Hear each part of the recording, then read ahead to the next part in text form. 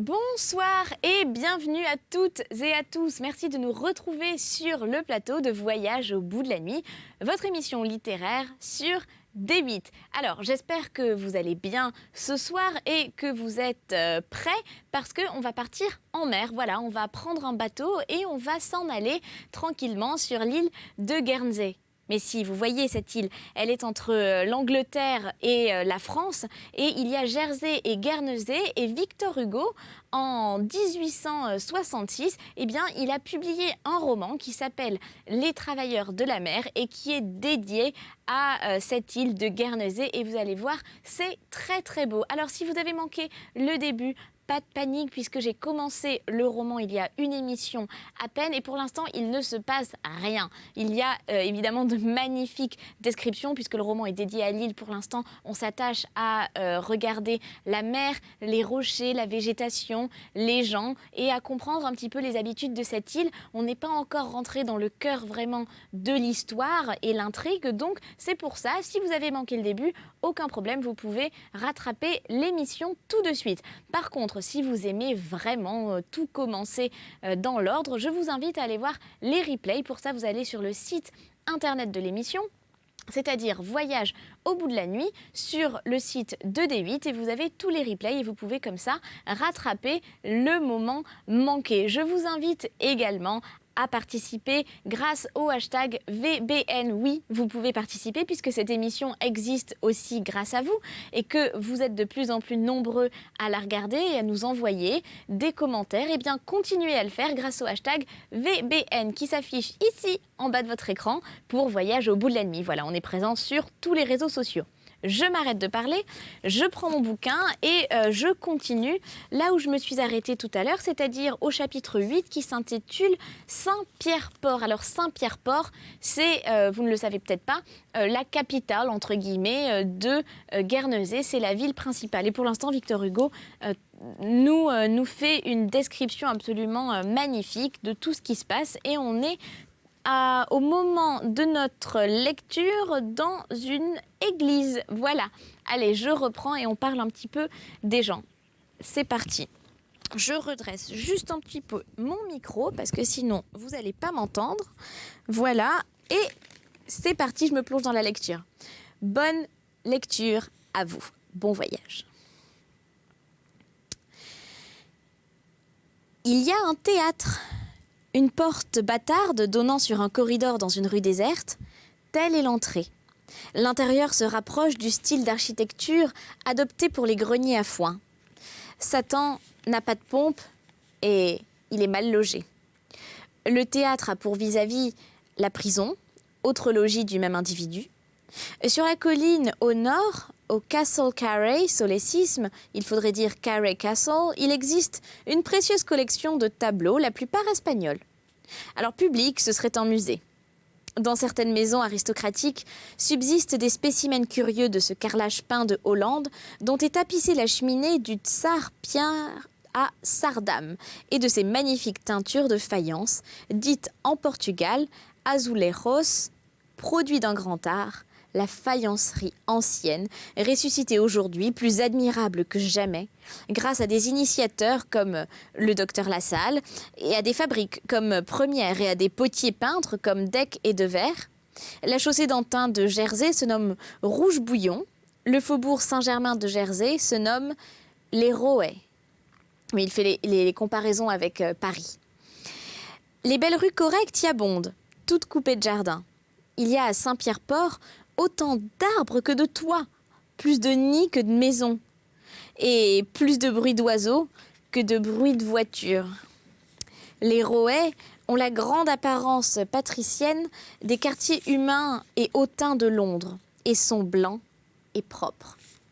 Traverser un ravin, enjamber Mill Street, entrer dans une sorte d'entraille entre deux hautes maisons, monter un étroit et interminable degré à coudes tortueux et à dalles branlantes, et vous êtes dans une ville bédouine. Masures, fondrières, ruelles dépavées, pignons brûlés, logis effondrés, chambres désertes sans porte ni fenêtre, où l'herbe pousse, des poutres traversant la rue, des ruines barrant le passage, çà et là une bicoque habitée, de petits garçons nus, de femmes pâles. On se croit à Zaatcha. Je fais une parenthèse, Zaatcha, c'est une oasis algérienne célèbre pour les massacres qui perpétra la France en 1848. Oui, il n'y avait pas que la guerre d'Algérie, il y avait aussi avant. On continue. À Saint-Pierre-Port, on n'est pas horloger, on est montrier. On n'est pas commissaire-priseur, on est encadreur. On n'est pas badigeonneur, on est picturier. On n'est pas maçon, on est plâtreur, ainsi de suite. Un barbier annonçait dans sa boutique la mort de Wellington en ces termes. Le commandant des Soudards est mort. Des femmes vont de porte en porte revendre de petites pacotilles achetées au bazar ou au marché. Alors cette industrie s'appelle chiner. Les chineuses, très pauvres, gagnent à grand-peine quelques doubles dans leur journée. Voici le mot d'une chineuse. Savez-vous que c'est bien joli? J'ai mis de côté dans ma semaine 7 sous. Un passant de nos amis donna un jour à l'une d'elles 5 francs. Oh, elle dit merci, merci bien monsieur, voilà qui va me permettre d'acheter en gros. Au mois de mai, les yachts commencent à arriver. La rade se peuple de navires de plaisance. La plupart gréés en goélette, quelques-uns à vapeur. Tel yacht coûte à son propriétaire 100 000 francs par mois. Le criquet prospère, la boxe décroît. Les sociétés de tempérance règnent, fort utilement, disons-le, oui. Elles ont leur procession et promènent leur bannière avec un appareil presque maçonnique qui attendrit même les carbatiers. On entend les tavernières dire aux ivrognes en les servant « Buvez-en un var, n'en boivez pas une bouteille !» La population est saine, belle et bonne. La prison de la ville est très souvent vide. À Christmas, le geôlier, quand il y a des prisonniers, leur donne un petit banquet de famille. L'architecture locale a des fantaisies tenaces. La ville de Saint-Pierre est fidèle à la reine à la Bible et aux fenêtres guillotines. L'été, les hommes se baignent nus, un caleçon et une indécence. Il souligne. Les mères excellent à vêtir les enfants, rien n'est joli comme cette variété de petites toilettes coquement inventées. Les enfants vont seuls dans les rues, confiance touchante et douce. Les marmots mènent les bébés. En fait, de mode, Guernesey copie Paris. Enfin, pas toujours. Quelquefois, des rouges vifs ou des bleus crus révèlent l'alliance anglaise. Et pourtant, nous avons entendu une modiste locale, conseillant une élégante indigène, protester contre l'indigo et l'écarlate et ajouter cette observation délicate « Je trouve une couleur bien d'âme et bien comme il faut, un beau pensée ». La charpenterie maritime de Guernesey est renommée. Le carénage regorge de bâtiments au radoux. On tire les navires à terre au son de la flûte. Le joueur de flûte, disent les maîtres charpentiers, fait plus de besogne qu'un ouvrier. Saint-Pierre-Port a un pollet comme Dieppe et un Strand comme à Londres. Un homme du monde ne se montrerait pas dans la rue avec un album ou un portefeuille sous le bras, mais va au marché le samedi et porte un panier. Le passage d'une personne royale a servi de prétexte à une tour.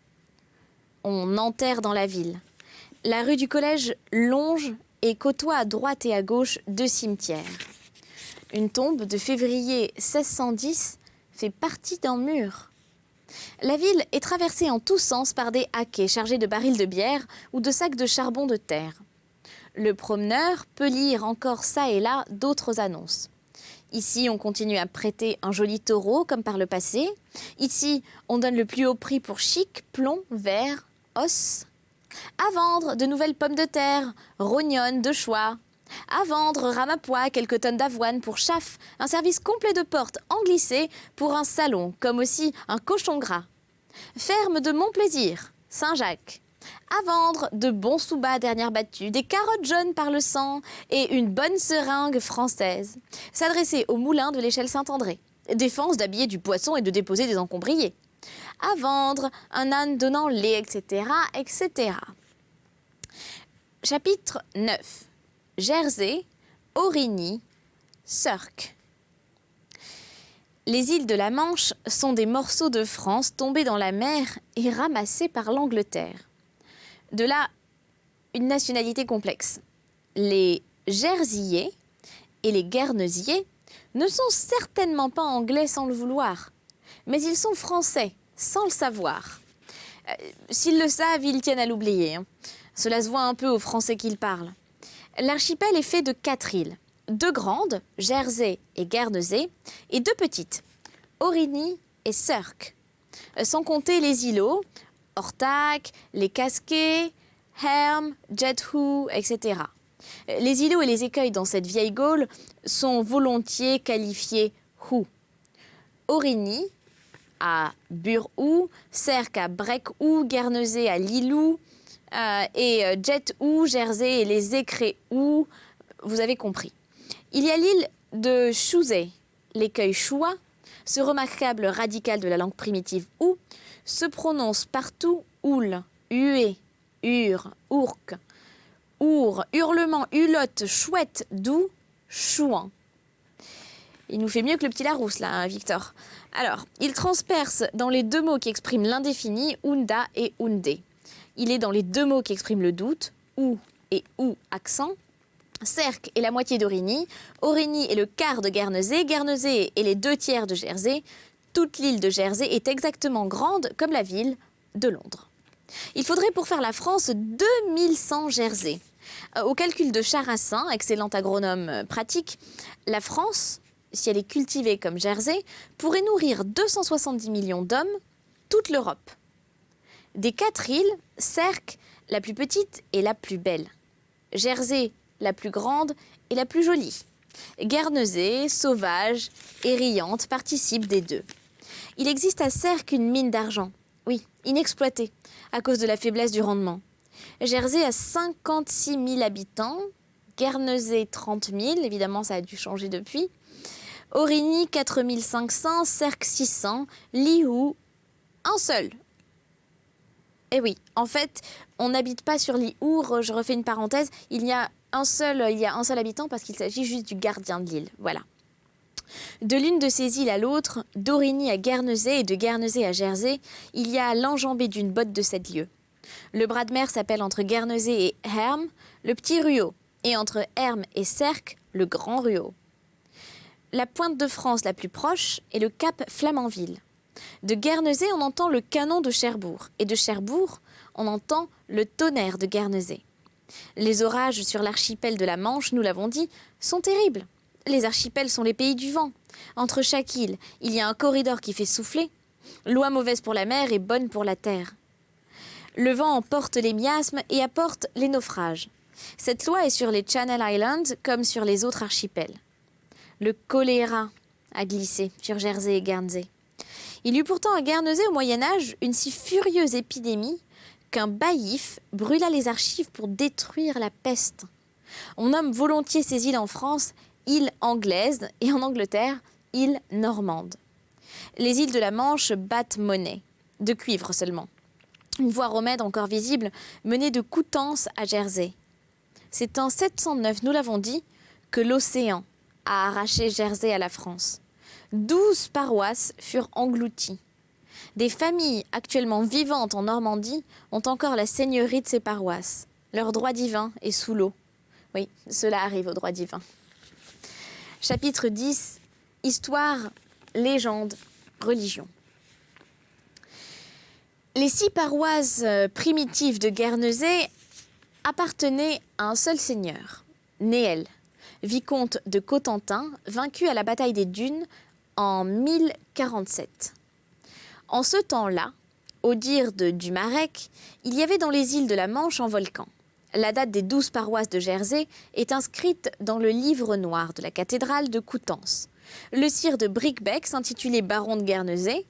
Aurigny était le fief d'Henri l'artisan. Jersey a subi 2 voleurs, César et Rollon.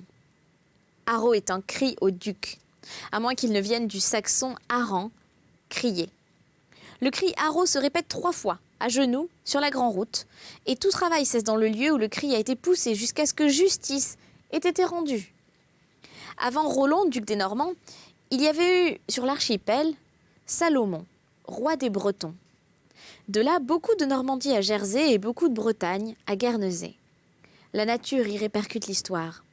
Jersey a plus de prairies, Guernesey a plus de rochers. Jersey est plus verte et Guernesey est plus âpre. Les gentilhommières couvraient les îles. Le comte d'Essex a laissé une ruine à Aurigny, Essex Castle. Jersey à Montorgueil, Guernesey le château Cornet. Alors, le château Cornet est construit sur un rocher qui a été un holm ou home. Cette métaphore se retrouve dans les casquets, casques. Le château Cornet a été assiégé par le pirate Picard Eustache et Montorgueil par Du Guesclin. Les forteresses comme les femmes se vantent de leurs assiégeants quand ils sont illustres. Un pape, au XVe siècle, a déclaré Jersey et Guernesey îles neutres. Il songeait à la guerre et non au schisme. Calvin, prêché à Jersey par Pierre Maurice et Guernesey par Nicolas Baudouin, a fait son entrée dans l'archipel normand en 1563. Il y a prospéré, ainsi que Luther, fort gêné pourtant aujourd'hui par le wesléyanisme, excroissance du protestantisme qui contient l'avenir de l'Angleterre. Les églises abondent dans l'archipel. Le détail vaut la peine qu'on y insiste. Partout, des temples. La dévotion catholique est distanciée. Un coin de terre de Jersey ou de Guernesey porte plus de chapelles que n'importe quel morceau de terre espagnole ou italienne, de même grandeur. Méthodiste proprement dit, méthodiste primitif, méthodiste connexe, méthodiste indépendant, baptiste, presbytérien, millénaire, Quakers, Bible Christians, Bretons, non sectériens, etc. Ajoutez l'église épiscopale anglicane, ajoutez l'église romaine papiste, on voit à Jersey une chapelle mormone. Dans la fontaine Saint-Georges, au Catel, les filles voient l'image de l'homme qu'elles épouseront. Une autre source d'eau courante à Saint-André, je crois, fait parler vrai les menteurs qui ont le malheur d'en boire. Si une femme racle la pierre d'un dolmen, délaie dans l'eau cette poudre qui devient de la pérelle et la boit, elle est sûre de faire des enfants robustes. On peut aussi racler avec succès un mur d'église. Dans chaque baie habite une elfe qui, si un enfant lui donne son gâteau, donnera plus tard, selon le sexe, une dot à la petite fille devenue grande fille ou une barque toute gréée au gas devenu homme. Un certain retour au catholicisme se fait dans certaines paroisses. À l'heure où nous sommes, il commence à pousser des croix aux pointes des clochers, signe de Puseim. On entend l'orgue dans les églises et même dans les chapelles. On reconnaît les Bibles orthodoxes à ce que Satan y est écrit sans majuscule. Satan, oui, tout en minuscule. Ah, c'est bien fait. À propos de Satan, on est Voltaire. Le mot Voltaire est à ce qu'il paraît une des prononciations du nom de Satan.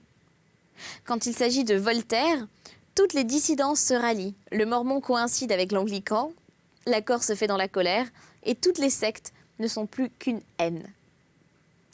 L'anathème à Voltaire est le point d'intersection de toutes les variétés du protestantisme. Un fait remarquable, c'est que le catholicisme déteste Voltaire et que le protestantisme l'exècre. Genève enchérit sur Rome. Il y a un crescendo dans la malédiction. Calas, Sirven, tant de pages éloquentes contre les dragonnades n'y font rien.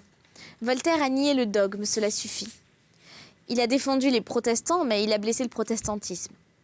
Les protestants le poursuivent d'une ingratitude orthodoxe. Quelqu'un qui avait à parler en public, à Saint-Hélier pour une quête, fut prévenu que s'il nommait Voltaire dans son speech, la quête avorterait. Tant que le passé aura assez de souffle pour avoir la parole, Voltaire sera rejeté. Écoutez toutes ces voix. Il n'a ni génie, ni talent, ni esprit. On l'a insulté vieux, on le proscrit mort. Il est éternellement discuté. C'est là sa gloire. Parler de Voltaire avec calme et justice, est-ce que c'est possible ? Quand un homme domine un siècle et incarne le progrès, il n'a plus affaire à la critique, mais à la haine. Ça, c'est intéressant. Chapitre 11. Les vieux repères et les vieux saints. Les Cyclades dessinent le cercle. L'archipel de la Manche dessine le triangle.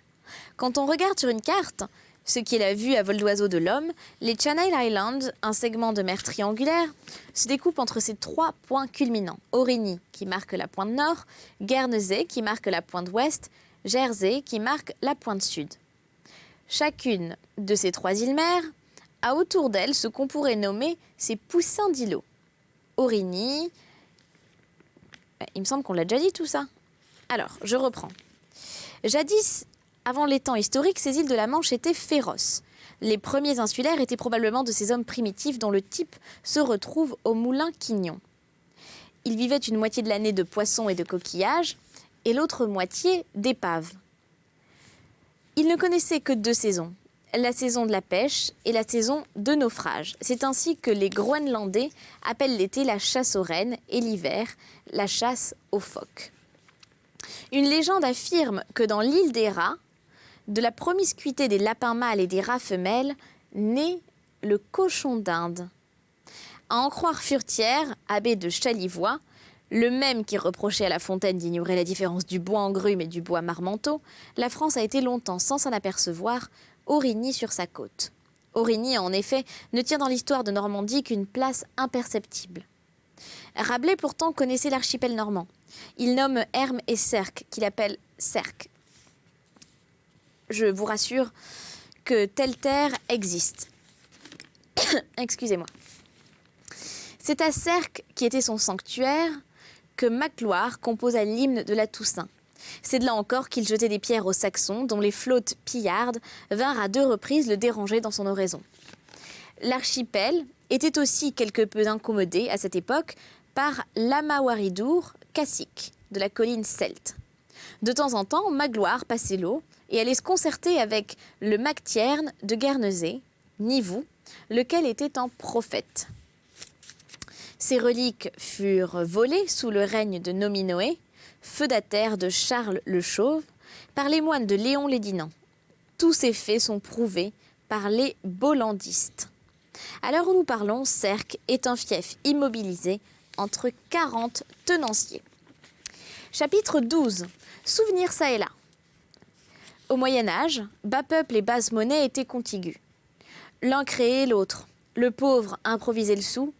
Le haillon et le liard étaient frères, au point que parfois le premier inventait le second. C'était une sorte de droit bizarre, tacitement admis. Il en existe des traces à Guernesey. Il y a un quart de siècle, quiconque avait besoin d'un double arrachait un bouton de cuivre à sa veste. Les boutons d'uniforme des soldats avaient cours. Un ferron coupé à l'emporte-pièce, des deniers à même dans un vieux chaudron. Cette monnaie circulait. Le premier bateau à vapeur qu'on ait vu à Guernesey était de passage. Il donna l'idée d'en établir dans l'île. Il s'appelait Médina et jaugeait environ 100 tonneaux. Il vint en relâche à Saint-Pierre-Port le 10 juin 1823. La correspondance, au moyen de steamers avec l'Angleterre, ne s'établit que plus tard, par Southampton et Portsmouth. Ce service se fit dans les commencements par 2 petits navires à vapeur, nommés l'un Ariadne et l'autre Beresford. Le vicomte Beresford était alors haut gouverneur des îles. L'isolement a la mémoire longue et une île est un isolement. De là, la ténacité du souvenir chez les insulaires. La tradition est interminable. Impossible de casser ce fil qui se prolonge à perte de vue dans la nuit. On se souvient de tout, d'un bateau qui a passé, d'une grêle qui est tombée, d'un poisson qu'on a pêché, à plus forte raison de ses aïeux. Les îles sont des pays de généalogie. Un mot en passant, des généalogies, oui, nous y reviendrons. Le tatouage est le commencement du blason. L'innocence sauvage s'implique l'orgueil nobilaire. Or, les îles de la Manche sont innocentes, beaucoup, et sauvages, un peu. Dans ces pays de la mer, où une sorte de salure conserve tout, même les vanités, on a une très grande foi dans sa propre antiquité. C'est par un certain côté respectable et touchant, il en résulte des affirmations imposantes. Si ces affirmations se produisent en présence d'un Français sceptique, il sourit. S'il est sceptique et poli, il salue. Un jour, je reçus la visite d'un Jersiais et d'un Anglais, 2 parfaits gentlemen. Le Jersiais me disait « Je m'appelle l'Arbalestier ». Ne me voyant pas suffisamment ému, il ajouta « Je suis un l'arbalestier d'une famille des croisades ». L'Anglais me dit « Je me nomme Brunswill, je descends de Guillaume le Conquérant ». Et je leur demandai « Connaissez-vous un Guernesiais, monsieur Overend, qui descend de Rollon ?» Il y a à Saint-Sampson un Granite Club. Ce club est composé de casseurs de pierre qui, le 31 mai, mettent une rosette bleue à leur boutonnière. Mais est aussi l'époque des cricket matchs. Les îles normandes ont une impassibilité singulière. Tel détail émeut l'Angleterre dont elle ne semble pas s'apercevoir. Ces bons campagnards insulaires ont toute la vieille susceptibilité normande. Avec eux, le joint est difficile à saisir. Quelqu'un que nous connaissons aperçoit un jour en hiver, dans une route sous la pluie, une vieille en haillons, presque nue, et court à elle, et lui glisse une pièce d'argent dans la main. Elle se retourne, altière, laisse tomber l'argent à terre et dit « Mais pour qui me prenez-vous ? Je ne suis pas une pauvre. » Apprenez que je garde servante. Si l'on se trompe en sens inverse, on n'est pas mieux accueilli. Et on va terminer ici la lecture car c'est déjà l'heure. Je vous retrouve très bientôt pour un nouveau voyage, vous le savez, jusqu'au bout de la nuit. D'ici là, prenez soin de vous et je vous souhaite une excellente journée. À très bientôt sur D8. Ciao!